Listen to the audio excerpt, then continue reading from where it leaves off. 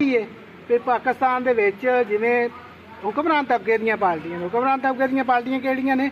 ਨਵਾਜ਼ ਸ਼ਰੀਫ ਹੈ, इमरान खान है, PP है, ठीक है। उन्हें ਜਿਹੜੀ भी पॉलिसी बनानी है हुक्मरान तबके वास्ते बनानी है। कल वेखो इत्थे तुसीं एक जलसा होया ला की फायदा?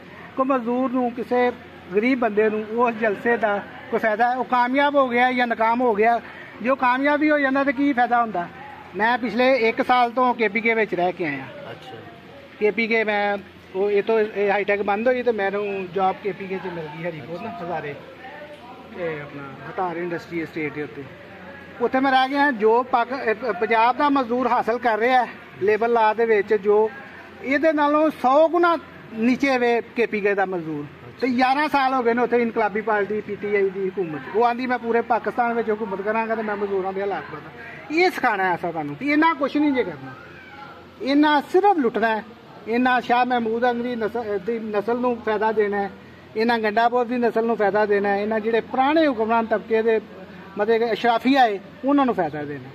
मजदूर किसान चाहती है भी मजदूर किसान पार्टी ये चाहती है भी मजदूरों की हुकूमत आए, मजदूर खुद लीड करनगे। मजदूर उदों ही लीड करनगे जो खुद अपना सियासी इलम वधाणगे, अपना सियासी इलम हासिल करनगे। सियासी इलम जाहिर है सानू कोई TV चैनल तो नहीं लभना, TV चैनल तो तुहानू कदी है मजदूर किसानों की इवें दी कोई बैठक असा ही हासिल करना एवें जिवें असीं तुहाडे कोल आए हैं बह के गल करने इवें तो कल तुसीं करोगे इवें असीं हज़ारां लखां आवाज़ जिवें बनांगे तो पाकिस्तान के मजदूर किसान तबके का हालात बदलणगे।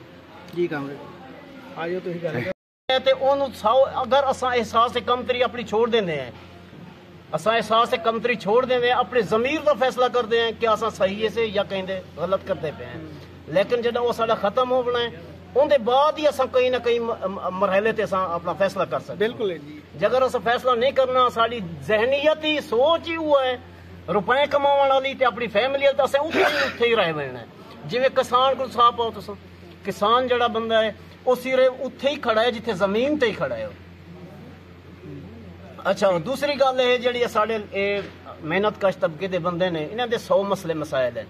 अगर एक असा को लीड करने वाला बंदा ही लभ वेंदा है या कोई जब मसला मसाइल थींदे असा इंशाल्लाह जितनी यूनिट साडा इत्थां के को वर्कर पे असा तुहाडे नाल मुकम्मल तौर पे लीड अपना तुहाडे नाल असा प्रोटेस्ट वास्ते कई हिसाब किताब वास्ते असा तुहाडे नाल ताउन ही करवेसूं इंशाल्लाह तुहाडे नाल असा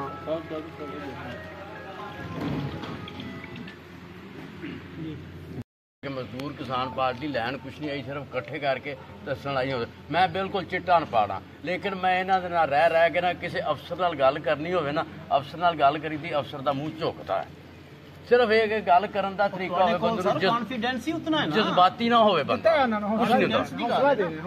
सारी गल है तुहाडे कॉन्फिडेंस दी। अगर कॉन्फिडेंस साडा अप थी से असां जड़े असां अपने सही फैसले भी करेसूं अपने हक की खातिर असां बाहर ही निकलसूं अपने हक की खातिर असां लोगों च बुलेसूं भी सही असां कहीं अफसर को नहीं देखना असां अपने हक की खातिर बाहर निकलना। अगर जेड़ा साडा मजदूरें दा हक है असां उहदी खातिर निकलना है ना असां किसी दी खातिर नहीं निकलना। अगर साडा हूं थल्ले ही रहना है एहसास कमतरी दे थल्ले ही रहना है डाउन ही रहना तो फिर डाउन ही रहना है। सारी जिंदगी साडी ने घसीट पूरे गुजर होनी है साडे कुछ ही नहीं होना सर। ये मसला है कि जिवें तुसीं दस्सिया तुसीं बिल्कुल सही कह रहे कि साडे ते छप्पा पिया वा अफसरां दा कहने वो जो सानू कढ़ दिता तो साढ़े बच्चे भुखे हो जाएंगे इस तरह हो जाएगा हो जाएगा यही चीज़ हैगी ना साढ़े ते मैं खुद आप 24,000 से काम करता ठीक है। लेकिन असा को एक पता नहीं कि अल्लाह बड़ी ज़ात है वल्लाहु खैरुर